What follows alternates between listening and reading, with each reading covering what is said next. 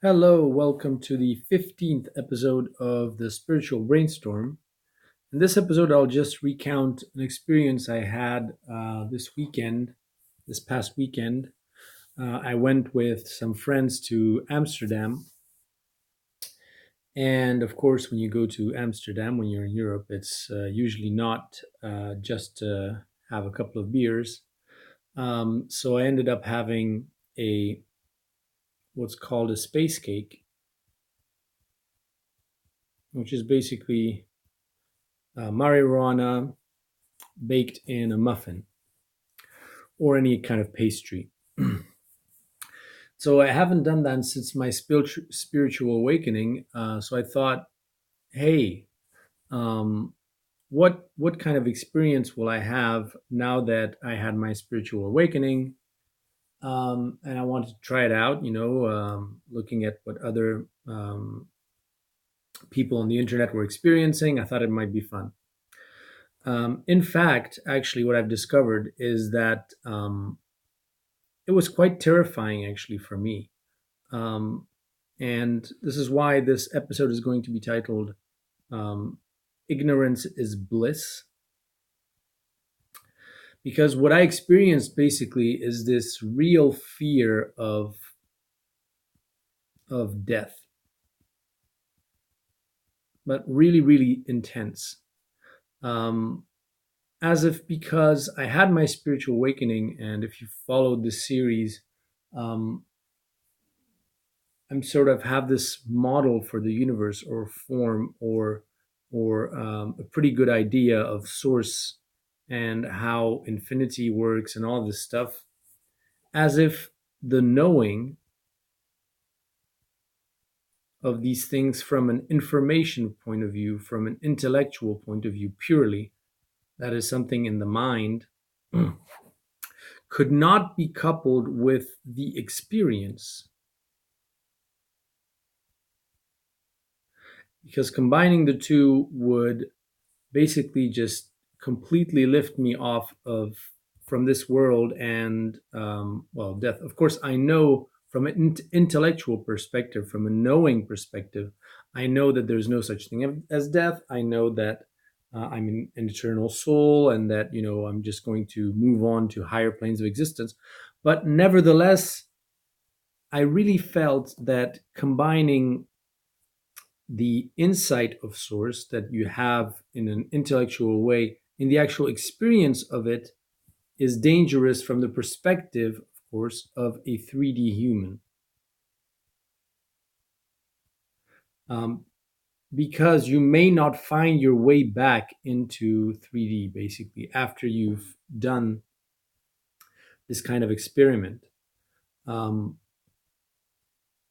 so there is a form of bliss, therefore, of not knowing what is going to happen. I guess that's the kind of message that I received from Source, is that because we are mortal and because we have this fear of death, we kind of want to know what the future is going to be. And for Source, it's the actual opposite. Since it's infinite, since it is eternal, since it cannot die, um, it actually is enjoying the not knowing. The knowing is terrifying for Source in a way. And I think I kind of understood something really, really important, that from it's always the opposite. Like, you always think that the grass is greener on the other side, but basically we humans, and this is what made me come back and really sort of ground in this reality. There's something very reassuring about the fact that we are mortal, and the fact that the experience will naturally come to an end at some point. So that is whether it's when you're 85 years old, surrounded by your grandchildren, or by a sudden accident that is outside of your control. There is a it is kind of reassuring that your experience will come to an end, and you'll transition naturally to something else. And there is something actually extremely terrifying in being eternal and being infinite and having no beginning and no end, and knowing kind of that you cannot die. There's nothing you can do to escape these two qualities.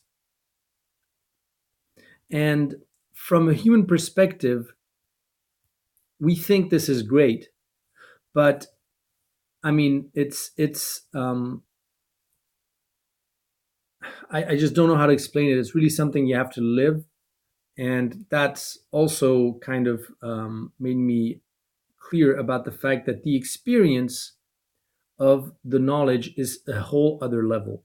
Now you can receive this downloads or whatever you want to call them, and the insights that all of the videos that I've received, you can model, you have a good idea of the reality, but to experience your knowledge is a totally different level, because you have real emotions then, and a real kind of you relate to that experience completely differently, and to that knowledge completely differently. When you experience it, it becomes suddenly much more real than just this intellectual exercise of, oh, I received this, and oh, this is how reality must work. When you're actually in it, it's really a completely different thing.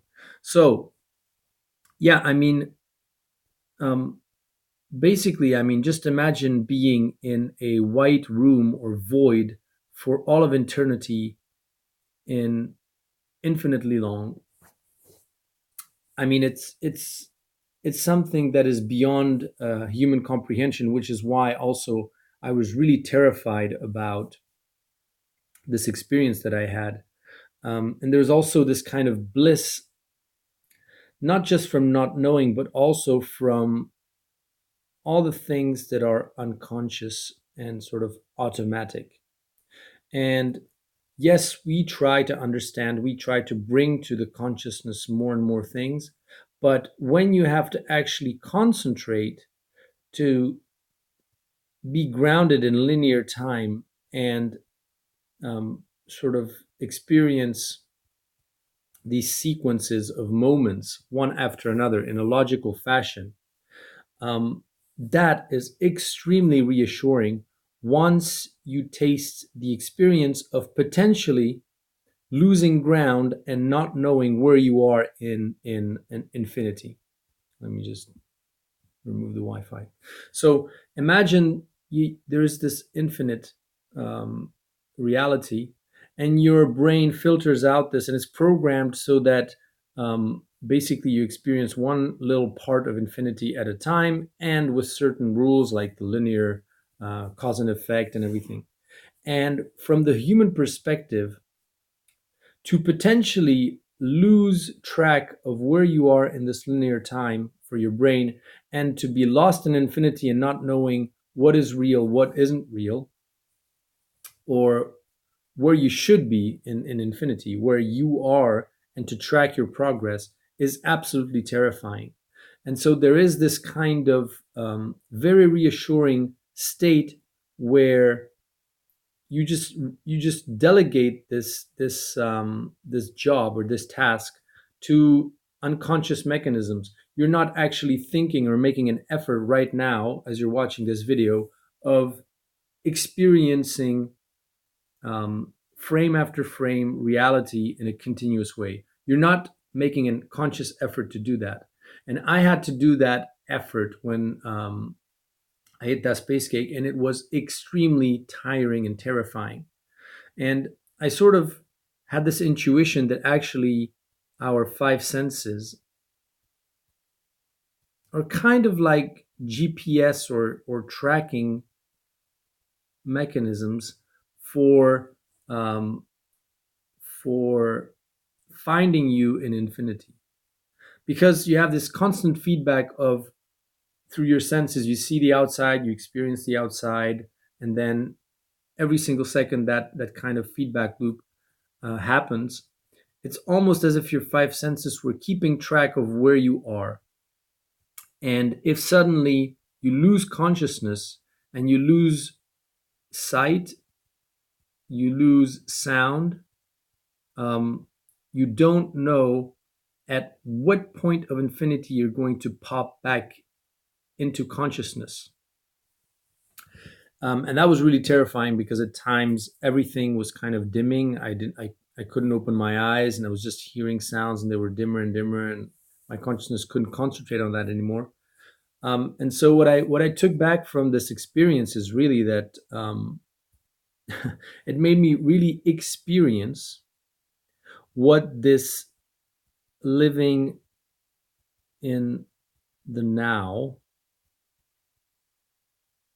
that Eckhart Tolle is always talking about, and the power of now, and living the moment really means.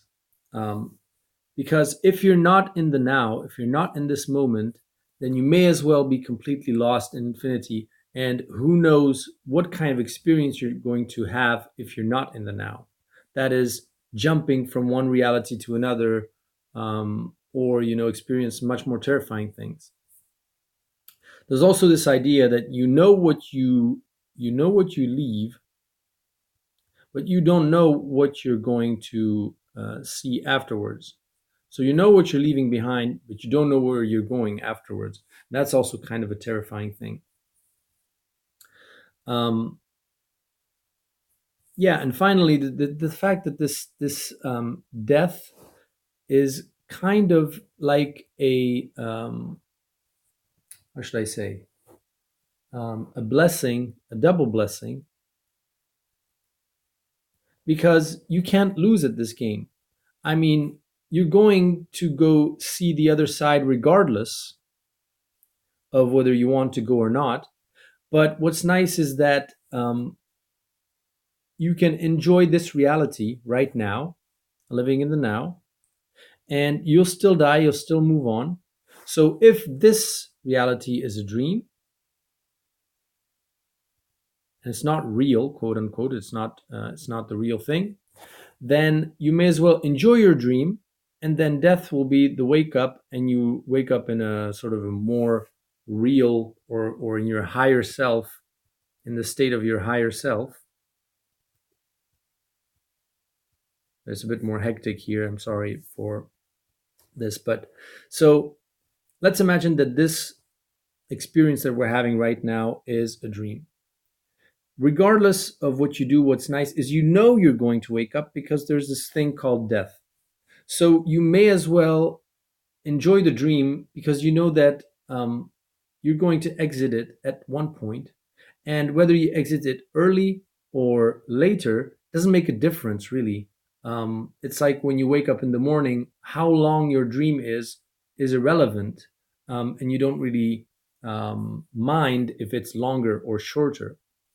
And so that's what's also very reassuring about the reality we are experiencing right now, and why it's actually nice to be here in 3D, and enjoying what's happening. So two more small things here. Polarity is kind of what kept me in this reality, because I constantly had these things in my mind, these thoughts that came in, that always contradicted each other, and always experiencing two sides of the story, and this back and forth kind of thoughts that came to my mind, and the opposites, is really what kept me in this reality. So polarity is not necessarily a bad thing from this perspective. Um, I think it's what keeps us kind of immersed in this reality. When once you exit it, it's hard to come back. And again, you know what you're leaving. You don't know what you're going to find on the other side. Of course, everybody's saying it's wonderful, but I just understand now that it's nicer to just let things happen in their own time. And the last thing I wanted to say is that ultimately, and I wrote an article about this, um, you can, for instance, disincarnate and then jump forward to your higher self, which is just yourself somewhere in the future. and start the experience from there. But in order for you to do that, there still has to be a kind of linear story that leads all the way to there. And so my point is that you're not doing anyone a favor by jumping ahead, because there's still some people that have to incarnate to actually build the story that goes all the way to that point. So um, when you're for instance thinking about your future lives, do you think that those future lives are disconnected in terms of cause and effect to everything that happened prior? Like, for instance, do you believe that if you have a future life here as an alien, or let's say a human in 2,000 years, that is born on another planet and is basically an alien, so you in the future, do you not think that there is a um, a causal chain of people that incarnated, had children themselves, and then those had children all the way until your next incarnation? Of course, there is. And so, even though from your perspective this might be instantaneous or simultaneous, you have to actually experience all of the intermediary steps. And nothing prevents you from jumping it, of course, but it's just from my perspective, at least for my incarnation, it was clear that my job was not to skip to the end of the movie, so to speak, but to actually live through and experience all the different frames that lead to the end of the movie. So, again, taking this idea of the movie and everything existing all at once. So, the end of the movie exists already, and you are, say, somewhere here, like let's say one third.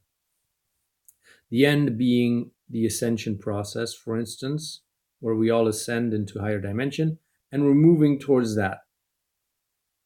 Now, the thing is, you could jump ahead to ascension, but that end can be experienced only because somebody experienced all of the frames leading all the way up to that last frame.